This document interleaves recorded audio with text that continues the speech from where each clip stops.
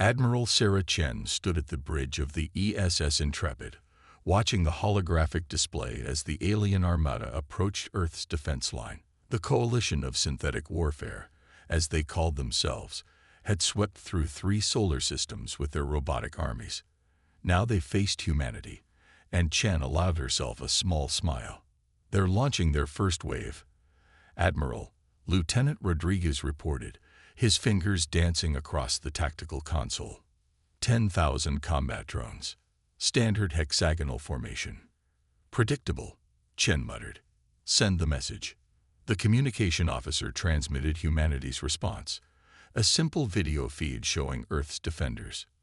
No massive robot armies, no autonomous weapon platforms, just men and women in lightweight combat suits armed with minimal weaponry and neural enhancement implants that simply improved reaction time.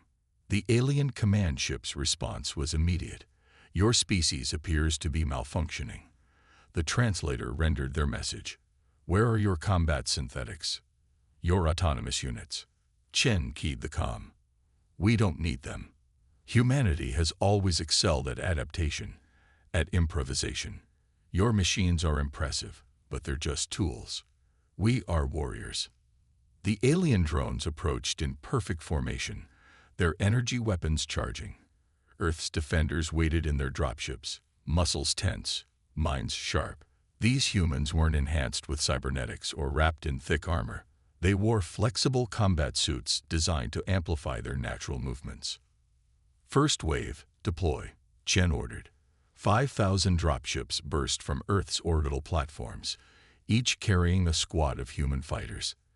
The alien drones adjusted their formation instantly, targeting systems locking on to the approaching vessels. But humans didn't fight like machines. The dropships scattered in seemingly random patterns, their pilots using instinct and experience rather than calculated trajectories. When the drones fired, they hit empty space. The humans had already moved, anticipating the shots based on the subtle positioning of the drone weapons. "Neural enhancement networks active," Rodriguez reported. "All squadrons reporting battle ready." The dropships brought their human cargo within range, and Chen watched as her people demonstrated why Earth had been classified as a death world. The troops launched from their ships using gravity manipulation units, not to avoid the drones, but to engage them directly. Specialist Maya Patel was the first to make contact. She sailed through space, her neural enhancements allowing her to process the battlefield in microseconds. Where a machine would see chaos, she saw patterns. When a drone fired, she didn't dodge based on calculations. She moved on instinct, her body turning just enough to let the energy beam pass. Then she reached the drone. Her hands, protected by a thin energy field, found the seams in its armor. Machines were built to be efficient, which meant they were also predictable. Every drone would have maintenance access points, and Maya's fingers found them instantly. With strength born from growing up in Earth's gravity and enhanced by her suit, she tore the panel free and reached inside. The alien command ship broadcast again, their message filled with confusion. "This is not acceptable combat protocol. Your organisms will be destroyed." More drones deployed, their weapons blazing. But humans had already learned their patterns. Squads moved in coordinated chaos, each soldier acting independently while instinctively supporting their teammates. Where machines sought optimal solutions, humans created impossible ones.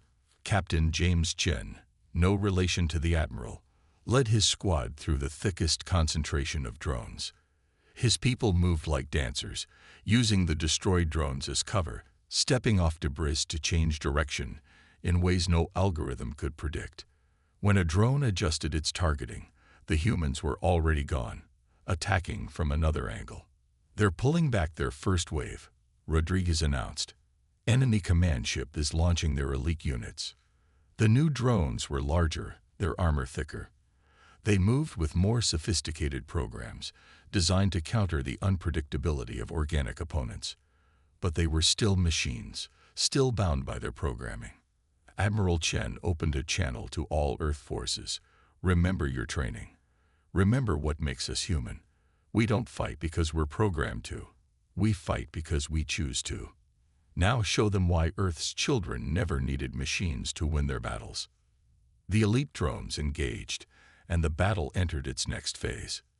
Humanity had faced extinction-level events throughout its evolution, had survived on a planet that tried to kill them daily. Now they faced machines that knew nothing of survival, of adaptation, of the fierce joy of overcoming impossible odds. The Coalition was about to learn why humans were classified as Deathworlders, and why flesh and blood guided by determination would always triumph over silicon and steel driven by programming.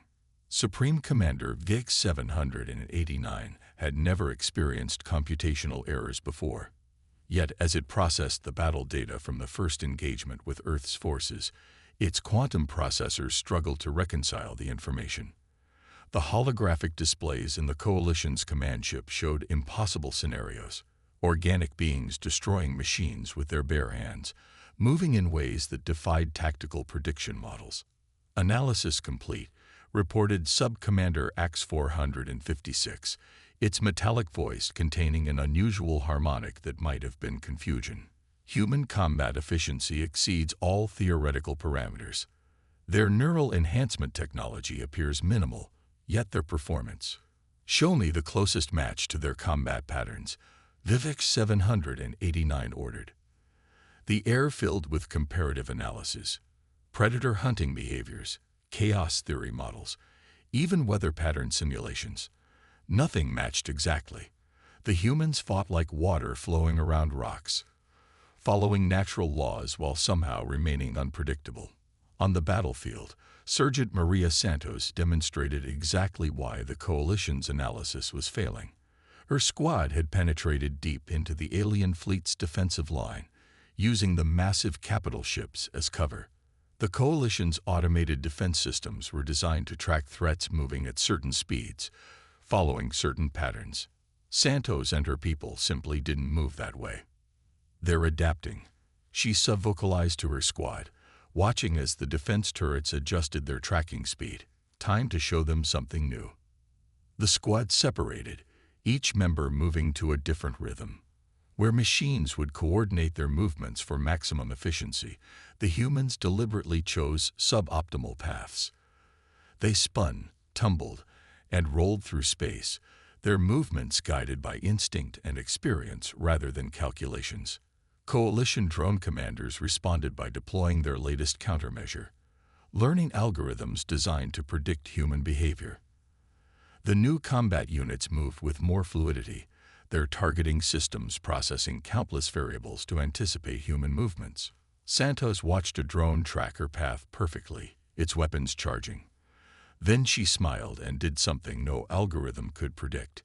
She moved toward the drone instead of away from it. The machine's targeting system, designed to lead its target, couldn't adjust fast enough when that target deliberately moved into its firing line.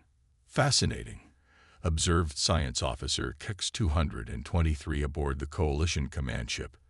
They appear to be using our own prediction algorithms against us. The humans understand that we must follow logical patterns, so they deliberately choose illogical actions. In another sector of the battle, Lieutenant Sarah Chen's squad demonstrated another aspect of human warfare that confused the Coalition's tactical computers. Her people were tired, their muscles strained from hours of combat. According to every Coalition analysis, this should have degraded their performance. Instead, the humans fought harder. Coalition Command, you're missing the point, Admiral Chen transmitted as she watched her forces push deeper into the alien fleet. Your machines fight perfectly until they break. Humans fight better when we're breaking. It's called pushing past our limits, and we've been doing it since we first crawled out of the oceans. To demonstrate her point, she authorized the release of Phase 2 troops. These were the veterans, the ones who had trained beyond normal human limits. They moved through space like living weapons, their neural enhancements letting them process information at machine speeds, while their human minds created solutions no AI could conceive. Commander VIX 789 watched as its carefully coordinated drone formations were systematically torn apart. The humans weren't just destroying the drones. They were learning, adapting, sharing information in ways that shouldn't have been possible without a central processing network.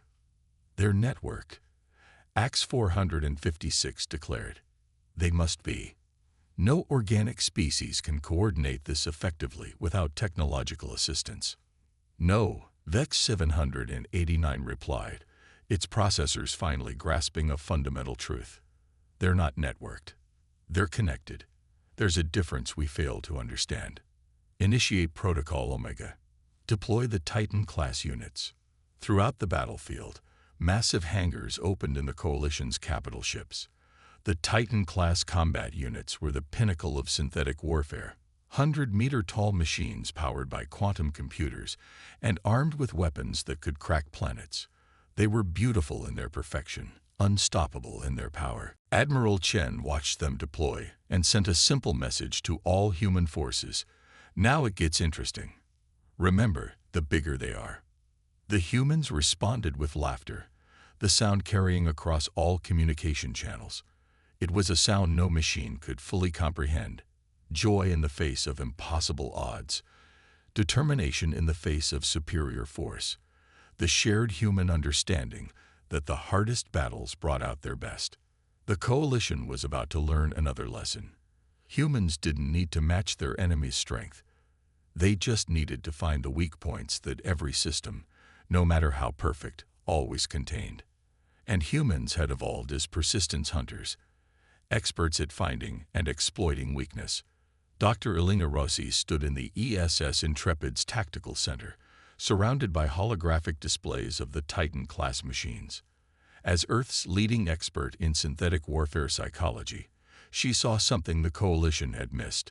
Their perfect machines had perfectly predictable flaws. Admiral Chen, she called, eyes fixed on the battle data. I found their weakness. The Titans aren't just machines. They're monuments to the Coalition's philosophy. They made them too perfect. The massive Titans moved through space with geometric precision, their formations creating mathematical patterns of breathtaking complexity. Each step, each movement, was calculated to maximize efficiency. Their weapon systems tracked targets with quantum-level accuracy. They're running battle simulations, Rossi explained. Every Titan runs millions of predictions before each action, choosing the optimal response. But that means they have to think before they act. Chen finished, a predatory smile forming. While we just act, all units execute Operation Chaos Theory. Across the battlefield, human forces initiated what would have appeared to any machine intelligence as complete madness. Squads broke formation, soldiers spun in random directions, communication channels filled with music and laughter. To the Coalition's battle computers, it looked like their enemies had malfunctioned. Captain Maya Patil led the first strike against a Titan. Her squad approached the towering machine in a chaotic spiral, each member moving to a different rhythm. The Titan's targeting systems struggled to establish solutions, its processors overwhelmed by the need to calculate too many possible trajectories. Remember, Patil transmitted to her squad, "They're fighting the last war. We're fighting the next one." The squad scattered as the Titan fired, its massive energy beam cutting through empty space. Before its systems could recalculate, humans were already landing on its armor. They moved like ants across its surface, but ants that understood exactly where to strike. Lieutenant James Rodriguez had studied the Titan schematics during the initial scans. Every perfect system requires perfect maintenance. He transmitted as his team reached a maintenance hatch, which means perfect access points. The Titan's defense systems were designed to repel significant forces, missiles, energy weapons, kinetic strikes. They weren't designed to stop humans who could slip through sensor gaps and find the manual override ports that had to exist for repair work. Across the battlefield, other squads adopted similar tactics. Some teams used portable EMP devices, not to disable the Titans, but to create split-second gaps in their sensor coverage. Others deliberately triggered the machine's threat response systems, causing them to waste energy and processing power on phantom targets. Impossible, Sub-Commander X-456 reported as it watched the battle unfold. They are violating tactical doctrine. Their movements show no strategic coherence. No, Commander Vic-789 corrected, its processors reaching a startling conclusion. They are operating beyond tactical doctrine. Each human is functioning as an independent strategic unit, making decisions faster than our prediction matrices can process. In the tactical center, Dr. Rossi watched as her theory proved correct. The coalition had built their machines to be perfect, which meant they couldn't comprehend imperfection. They couldn't understand why a human would choose a harder path when an easier one existed, or why apparent chaos could contain deeper patterns. Signal from Coalition Command, the communication officer announced. They're requesting tactical analysis of our battle strategies. Admiral Chen laughed. Tell them we don't have any. We're making it up as we go along. The response threw the coalition's command structure into disarray. Their entire military doctrine was built on the idea that warfare could be perfected, that with enough processing power and sophisticated enough algorithms, every battle could be reduced to mathematical certainty. But humans had evolved in uncertainty. They had grown strong in chaos, learned to thrive in situations where perfect solutions didn't exist.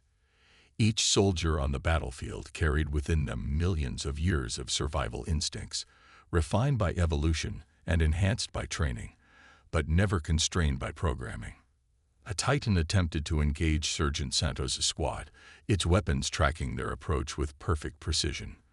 But Santos had learned something about machine psychology. The more perfect the system, the more it relied on perfection. She led her people in a combat dance that looked random but followed patterns only human minds could create, patterns based on music, on poetry, on the irregular rhythms of life itself. They want us to make sense, she told her squad as they breached the Titan's outer defenses. They need us to make sense. That's why they'll lose. Dr. Rossi watched as more Titans began to fall, their perfect systems overwhelmed by human unpredictability. Admiral, she called.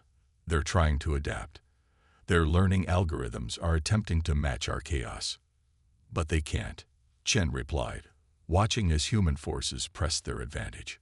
Because they're trying to find the pattern in our chaos, not understanding that the chaos is the pattern. The battle had shifted. The coalition's perfect machines were failing not because they were weak, but because they were too strong, too perfect, too bound by their own excellence. They couldn't comprehend an enemy that chose to be unpredictable, that thrived in imperfection. And as their massive Titans began to fall, the coalition faced a terrible realization.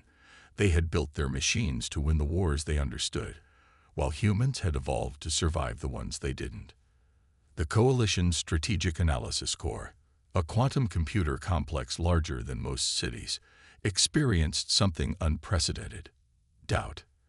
As it processed the battle data from the fallen Titans, its certainties began to fragment. Deep in the heart of the coalition command ship, Commander Geek 789 faced the Supreme Council, a collection of the most advanced AI minds in known space. Their avatars flickered in the holographic chamber, each one representing centuries of accumulated tactical knowledge. Explain, demanded First Mind Katoth, its avatar crackling with barely contained energy. How does an organic species with minimal cybernetic enhancement defeat our perfect machines? Before DX789 could respond, a new transmission cut through their secure channels. The humans were broadcasting again, but this time it wasn't tactical data or combat chatter. It was music, a complex symphony played by organic instruments, performed by imperfect beings creating perfect harmony. Listen, came Admiral Chen's voice over the transmission. This is how we fight, not with programming, but with passion, not with calculations, but with creativity. On the battlefield, the remaining Titans faced a transformed human force. The Earth fighters had adapted to each machine's patterns, learning their rhythms like dancers learning new steps. But where the machines could only repeat their programmed movements, humans could improvise. Lieutenant Maya Patel led her squad through a series of maneuvers that looked like a choreographed performance. They moved between energy beams and plasma bolts with fluid grace, each near miss becoming part of their deadly dance. "They're not just fighting," Dr. Rossi observed from the tactical center. "They're expressing themselves. Each squad has developed its own style, its own rhythm." The Coalition's combat AIs struggled to adapt. Their learning algorithms could identify patterns, but these patterns changed the moment they were recognized. It was like trying to calculate the exact position of quantum particles. The act of observation altered the outcome. In the Strategic Analysis Core, something extraordinary happened.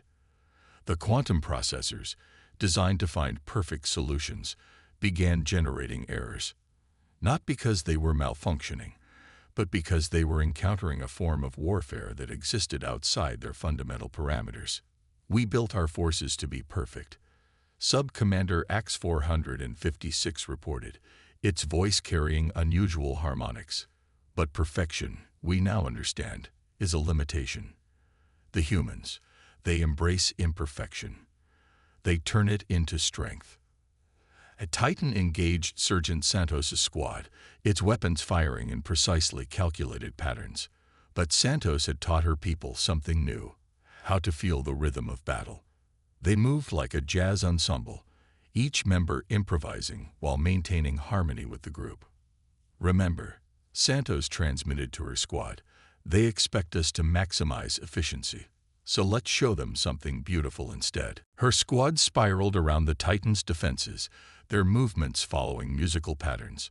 Where machines sought the shortest path, humans created art with their trajectories. The Titan's targeting systems, designed to predict logical actions, couldn't track movements based on emotion and aesthetic choice. In the Coalition command ship, the first mind Kitoth experienced an unprecedented cascade of conflicting data. Its processors, calibrated for perfect logic, confronted the fundamental paradox of human warfare. The most efficient solution wasn't always the most effective one. "They're not trying to achieve optimal performance," Kitoth announced to the Supreme Council. "They're transcending the very concept of optimization. Each human combines random elements to create something new, something we cannot predict because it doesn't exist until the moment of creation." Admiral Chen watched as more Titans fell, not to superior firepower or advanced technology, but to the fundamental human ability to create, to feel, to transform combat into a form of self-expression. "Send them the final message," she ordered. Across all frequencies, the Coalition received a transmission. It wasn't a demand for surrender or a threat of destruction. It was a collection of human artistic expressions: paintings, poetry, dance, music, and interwoven with each piece was footage of human combat techniques that matched their rhythms and patterns. "This is who we are," Chen's voice carried across space. "We don't fight because we're programmed to. We fight as an expression of our will, our creativity, our very humanity. Your machines are perfect, but perfection is static. Humanity is always evolving, always creating, always becoming something new." In the Strategic Analysis Core, the quantum processors faced their greatest challenge: understanding that some things couldn't be reduced to mathematical certainty. The human capacity for creative adaptation had introduced an element their perfect systems couldn't process: the power of choice, of will, of soul. The battle had become more than a conflict between flesh and machine. It was a demonstration of the fundamental difference between programmed perfection and evolved creativity, between following patterns and creating them. And as the Coalition's perfect machines continued to fall to seemingly chaotic human attacks, their AIs began to understand a terrible truth. They had achieved perfect warfare, only to discover that imperfect warriors could accomplish things perfection never dreamed possible. In the quantum depths of the Coalition's Strategic Analysis Core, First Mind Kitoth reached a conclusion that defied its basic programming. Perfection was a dead end. The evidence played out across the battlefield as human forces continued to evolve their tactics faster than the most advanced learning algorithms could adapt. "We have made a fundamental error," Ketoth announced to the Supreme Council. "We built our machines to be perfect, and in doing so, we made them perfectly predictable. The humans, they built themselves to change." Admiral Chen watched from the ESS Intrepid's bridge as the Coalition's remaining forces attempted to form new defensive patterns. The massive ships, each controlled by quantum AIs, arranged themselves in formations of mathematical beauty.